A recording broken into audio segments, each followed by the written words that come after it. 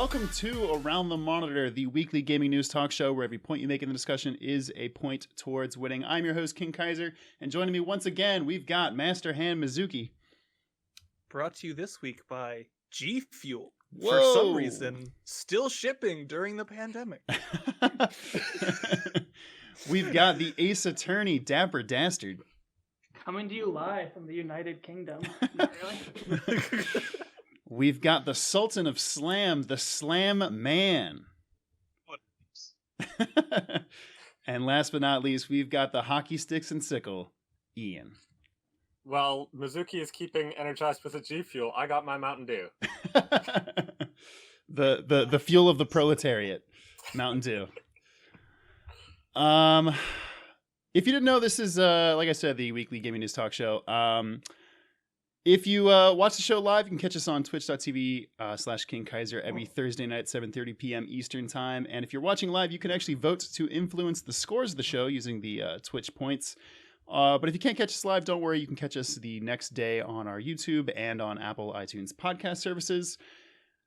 We normally start the show with a trivia question to determine the order. And my question for you all is, Valorant, the new game by Riot, is out on Twitch. It's crushing it still.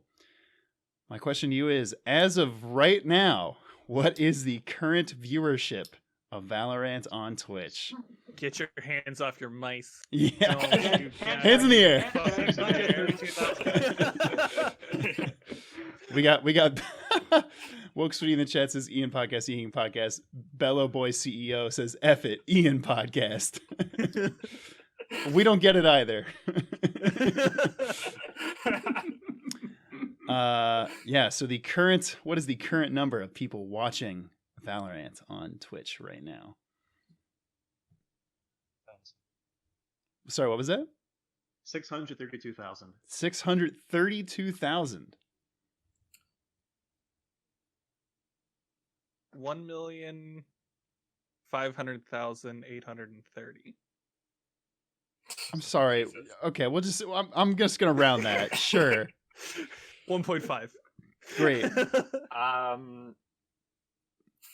4,300 and... Or sorry. 400,000? Okay. I was like, that's a real low number. It's killing it with 4,000 people. 430,201. I'll just go. Stop giving me these crazy numbers. Just round it. Let's go 800,000. All right. The correct answer is 663,000. Go. So they're lower today. Yeah, Man. I think the correct order then is going to be Slam Man, followed by Ian, followed by Dapper, followed by Mizuki. Oh yeah. All right, and this week's topics. We've got, looks like there's going to be a shortage of PlayStation 5s this holiday season, and the price is probably going to be between $499 and $549. Riot is currently in hot water after Valorant's anti-cheat program has to launch when your computer starts. Riot also has no plans to run their own Valorant esports league, and they do request, though, that if you do run a Valorant esports league, you have to turn off the blood in the game. Activision Blizzard CEO Bobby Kotick, also known as a very nice guy, gave 10,000 employees his cell phone number. League of Legends player was told to change his name by Riot. His name is Corona. GTA 6 is going to be on the way, but it might take a while because Rockstar is addressing their culture of crunch.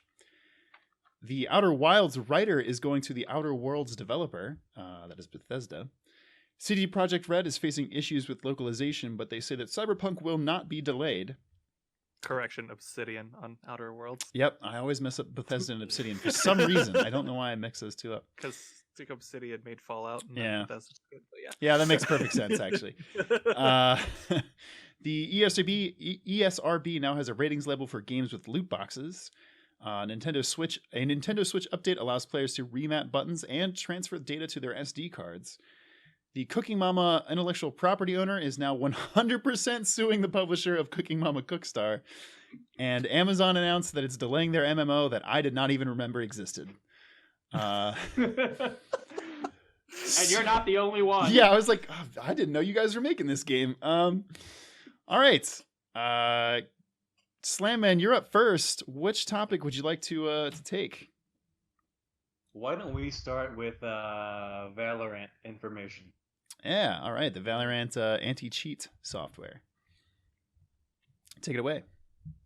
Well, in regards to at least PC gaming, and insofar as Valorant being planned for PC exclusivity, I think it's pretty necessary to run that level of anti-cheat if you want a big game. You play games like CSGO, Rainbow Six, Warzone, especially lately, and there are quite a bit of cheaters going in and playing the game, and it's much easier for people to do that on PC versus console because it's not limited to your one PS4. You can alter any file for this game on PC.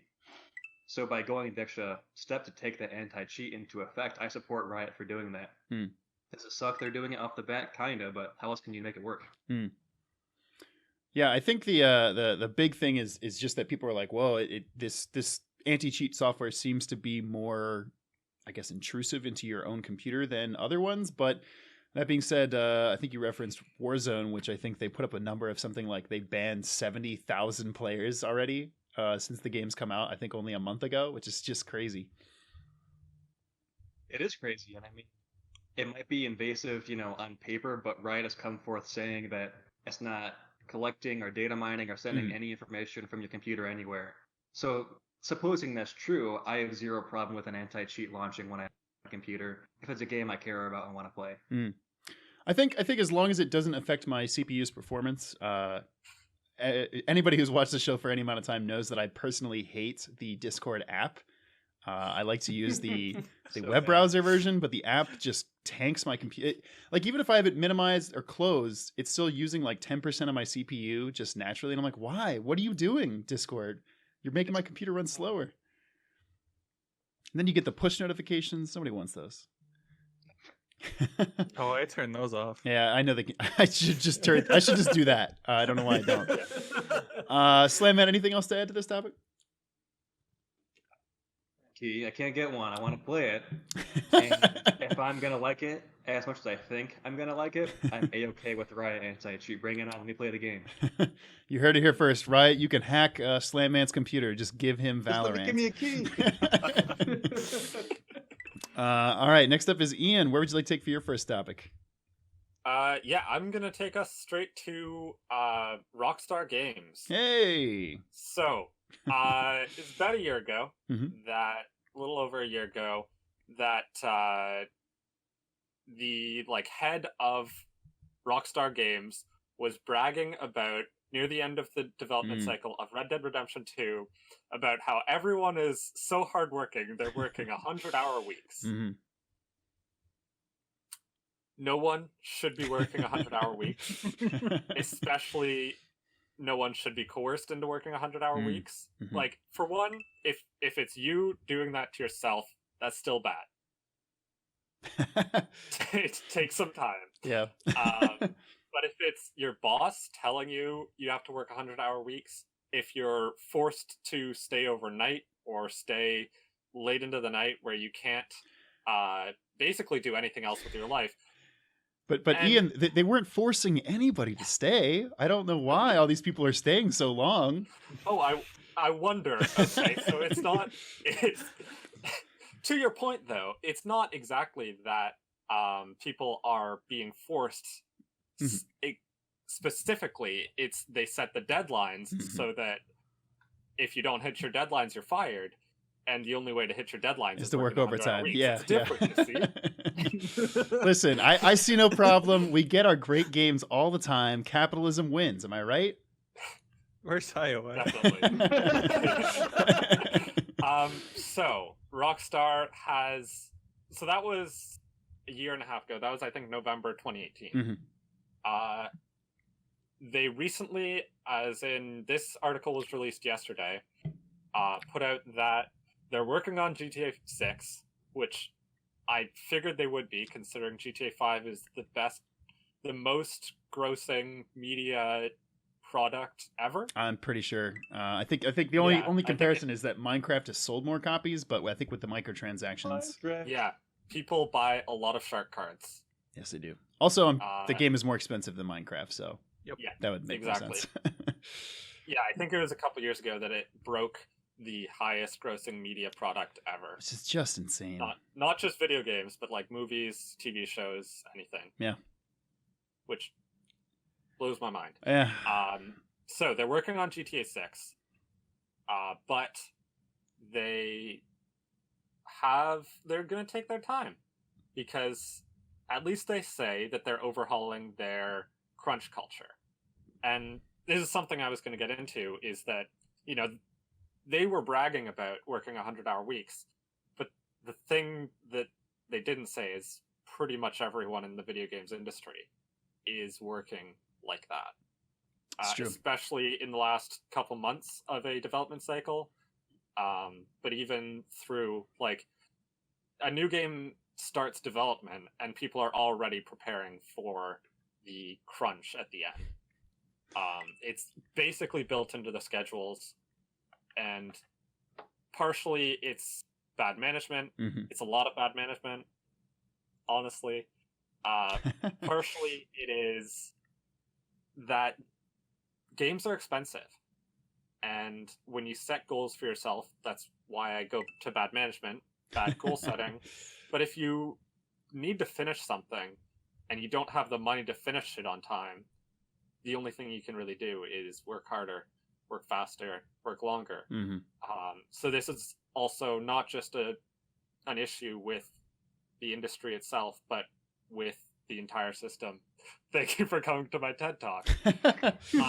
But a lot of these things look good. They look like they're actually working on improving the rights of the workers, that they're, improving their management so that this doesn't happen, so that people can have more flexible schedules and shorter schedules. Yeah. This is taking place over 2020. This should have happened 5 years ago, more. But as they say, the second best time to do it is now. Dapper, you're up next. What would you like to take for your first topic? All right, we are going to talk about the Entertainment Software Rating Board, Ooh. more commonly known as ESRB. Heck yeah. Take it away. All right, so ESRB recently announced that they are going to include a new ratings label for games. Mm-hmm. What this is an expansion of a decision back in 2018 to include the label in-game purchases on basically any game that had in-game purchases. Mm-hmm. This was done pretty much entirely because of the proliferation of loot boxes. And in case you don't know, loot boxes suck and are bad and are gambling and are really bad. They're surprise mechanics. Come on. No, they're gambling. Players. Who was that tried to say they were surprised? Oh, that was a spokesperson from EA. Okay, yeah, fuck you, EA.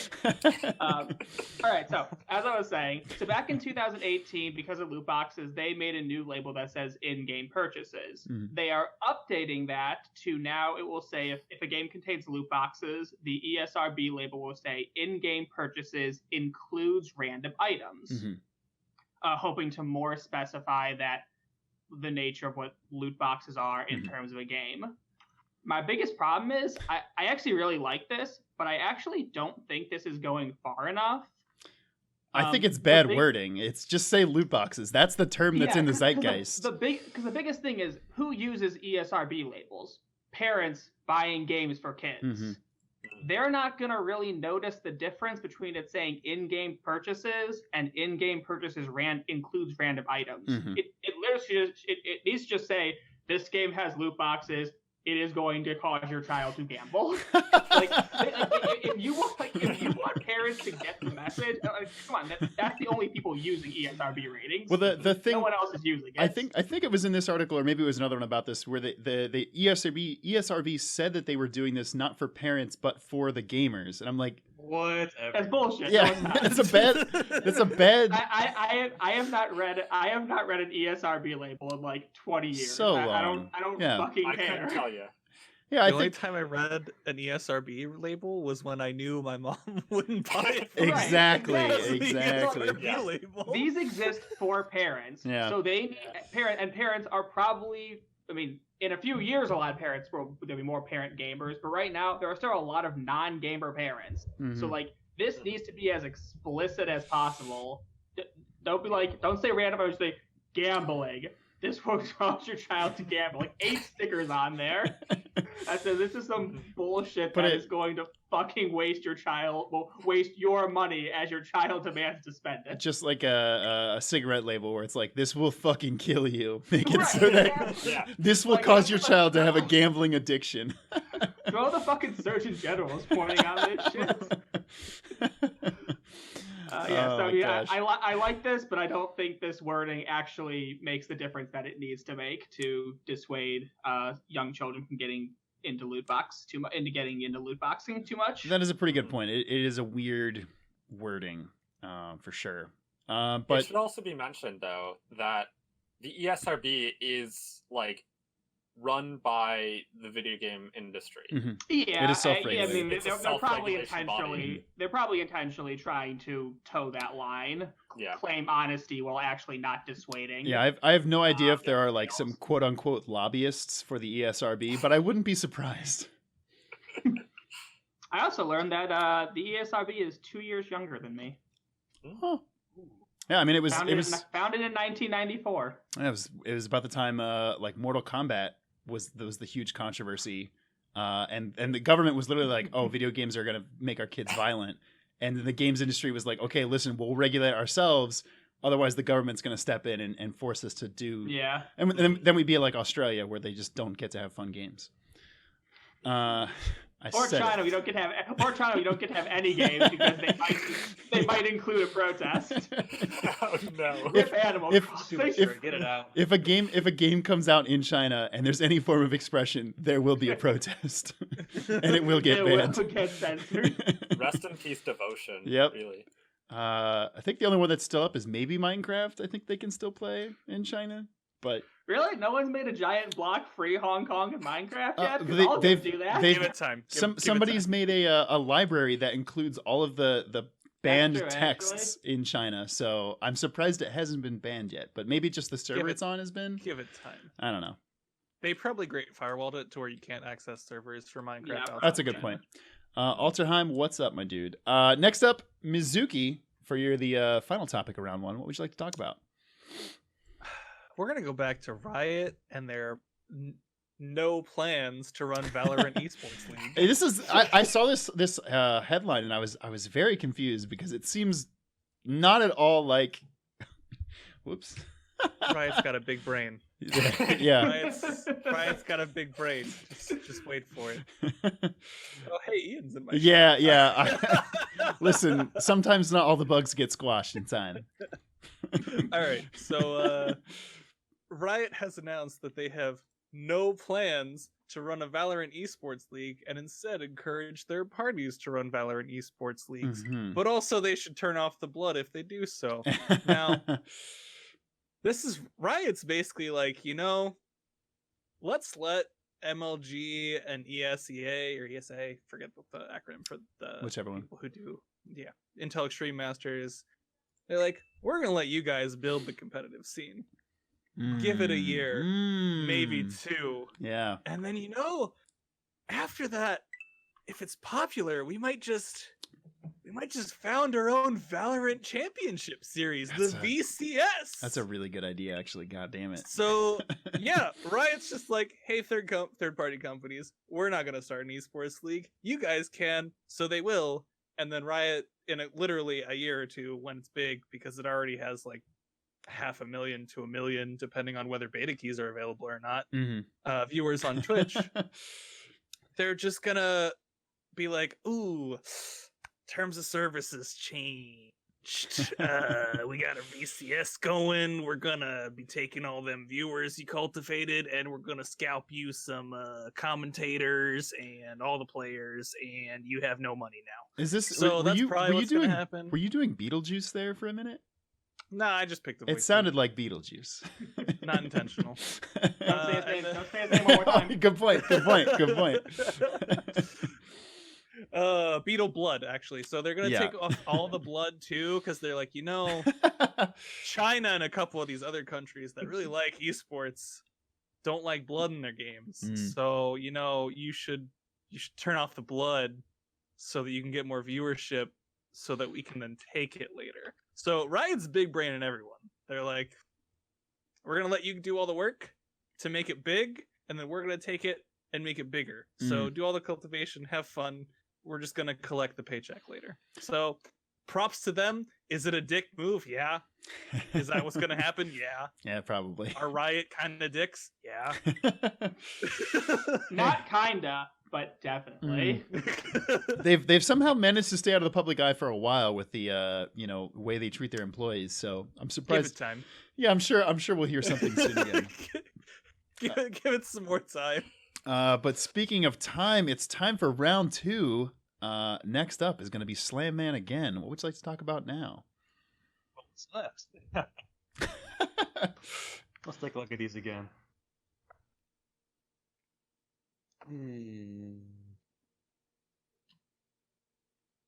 I guess we can talk about the elephant in the room, the Corona League of Legends incident. Yeah, this is like it's kind of a funny topic, but I think it's worth talking about. It's funny insofar as Riot mishandling this so poorly. Yes. I mean, is Riot personally writing a letter to Corona Beer and saying, "Hey, you guys cut it out. It's tilting our players. We can't have that name on your beer, especially if they're playing our game. You got to change it." I mean, come on. The guy has confirmed his surname is Corona. He's had it on his name before. It's completely unaffiliated with the unfortunate current circumstance of COVID-19. Mm-hmm. And Riot stepping in to make a big deal about it feels like it doesn't accomplish anything. It kind of feels like they're just trying to do the right thing in the smallest way possible. Like, is Riot donating money to COVID relief? I highly doubt that. Oh, yeah, this one summoner. Not. Oh, you can't have your name Corona. You gotta change that, man. But the hilarious thing was that they didn't even contact him in a normal way. He literally opened his League of Legends browser or client, and it said it didn't even load up the regular screen. It was like, change your name. What's your new name gonna be? And he was like, wait, what? And then checked his emails, and Riot had sent him an email. I was like, hey, if you want to keep playing the game, you do have to change your name now. Do you know how many clan tags I see in a league that are one letter away from being slurs? Oh, and somehow some guy with the word Corona, which by the way is Latin for crown. An actual word, and yet that's what they're going after. Yet I still find clan tags with that are just eyes are exclamation points, and they're just slurs. It's really bad, and this is really stupidly selective enforcement of a rule of trying to. It's just stupid. It's yeah.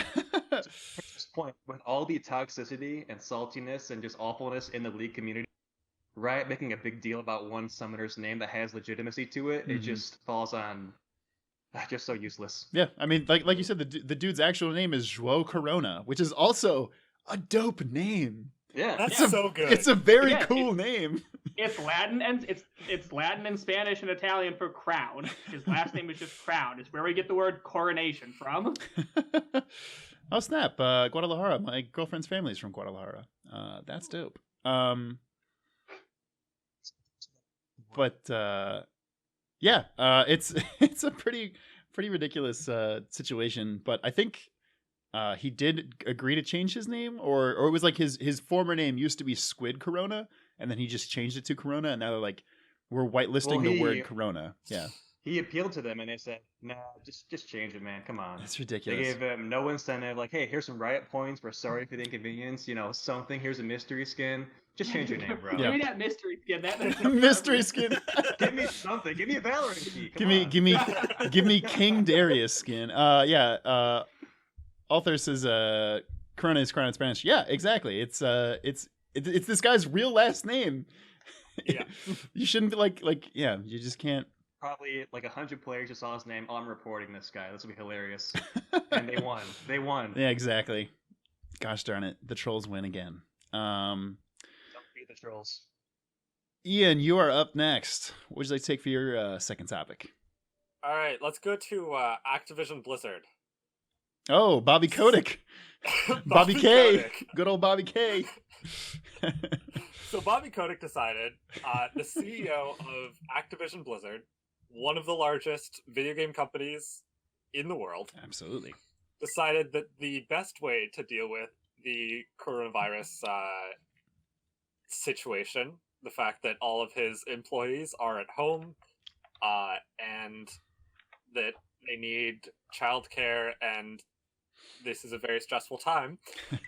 So kudos to Blizzard. I don't say this often, considering it's Blizzard.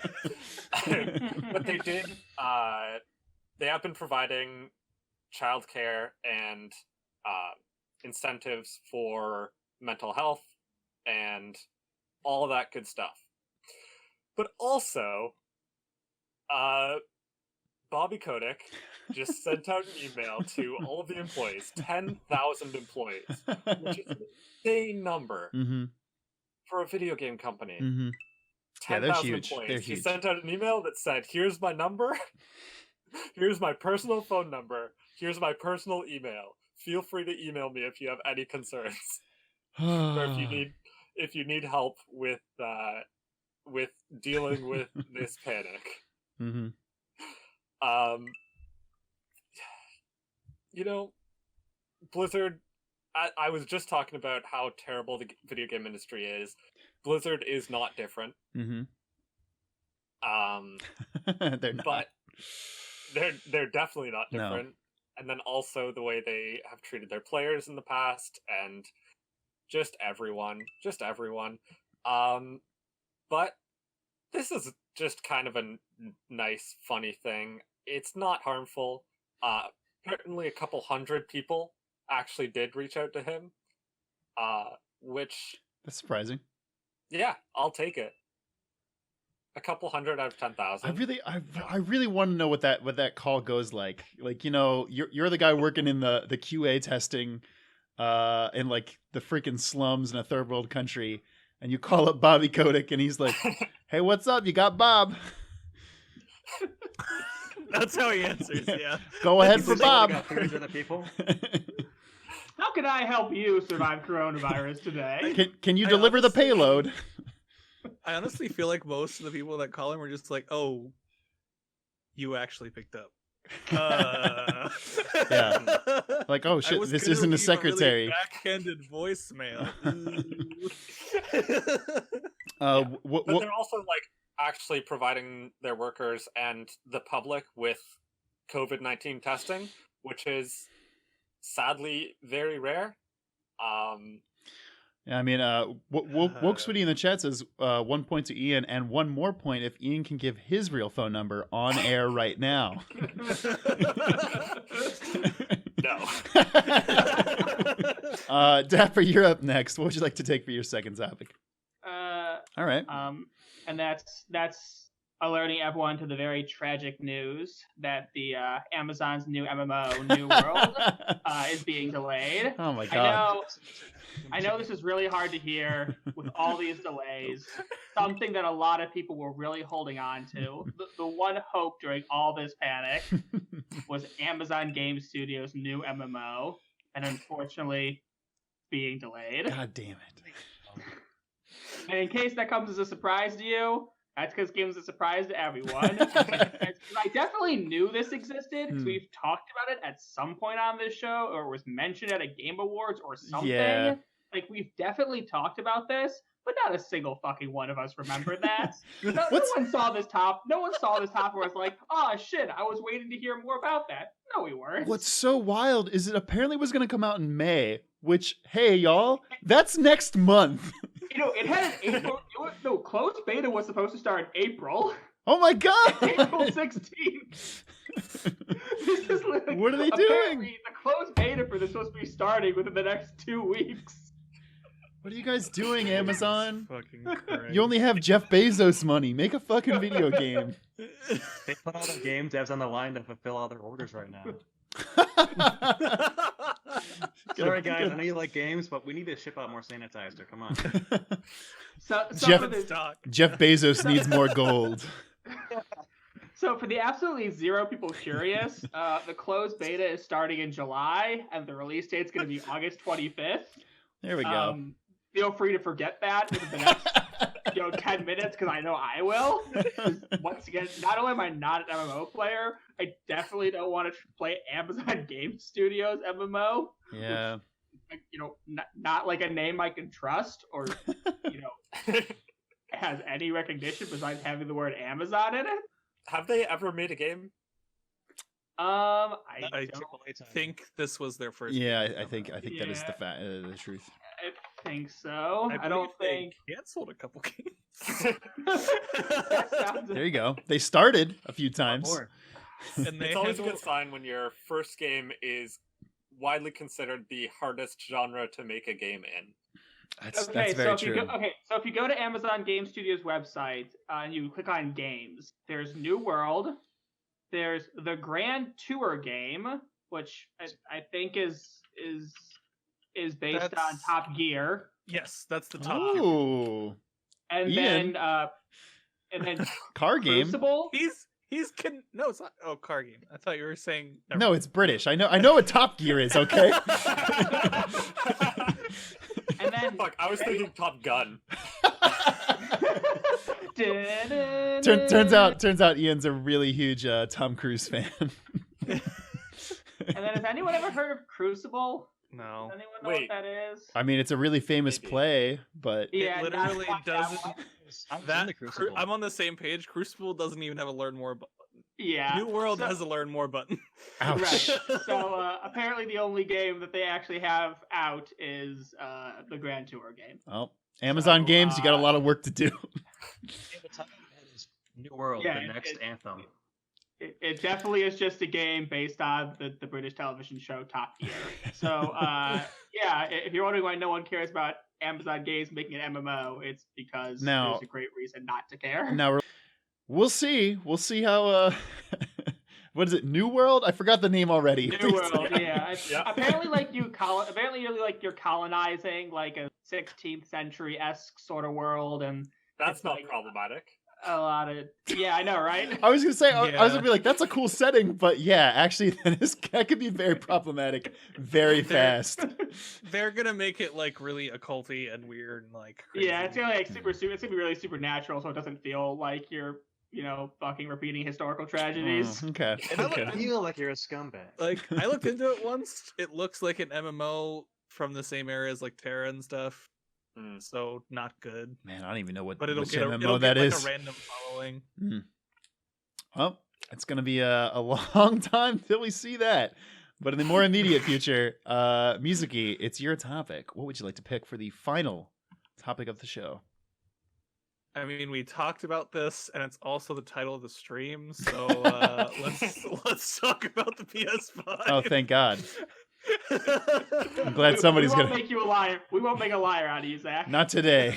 Last. Tell everybody about the PlayStation 5 production. How that's going. All right. So reportedly, there will be a shortage of PS5s come this holiday season. So, for comparison's sake, during the first holiday to March or first year or something of the PS4 sales life cycle, they sold I want to say 7-ish. That I'm ballparking. Yeah, I think it was like 7 7-ish million. million units of the PS4, and they're essentially saying that they won't have that many units for the PS5. It's going to be closer to between 5 and 6 million units Mhm. that will actually ship over the first year or holiday season. Mhm. It's a little unclear on that one, but a lot of people are making a huge deal out of this. I don't actually think it's problematic for a few reasons. Okay. One, the PS5, one of the new touted things, and it's a ditto with Xbox, is backwards compatibility. Mhm. So, it's heavily backwards compatible. Yeah, it's gonna probably run your PS4 games better, but it's gonna be running mostly PS4 games at launch. There are still maybe two announced titles for the PS5. I can only think of one off the top of my head, but and it's coming out in less than 8 months, Yeah. 6 months probably, Mhm. 6-7. So cool. There are clearly not going to be many launch titles to help push this console. There might be one big one, but we'll see. In addition, people are gonna probably be struggling this holiday season. Coronavirus, COVID-19, kind of fucking up the economy of the world. There's a lot of people that would normally I buy had a noticed. PlayStation that probably won't be buying a PlayStation. Mm, Shocker. Yeah. Like, I feel like a lot of people are going to be waiting. Listen, I So- just got my stimulus check. I'm gonna wait on that until this fall.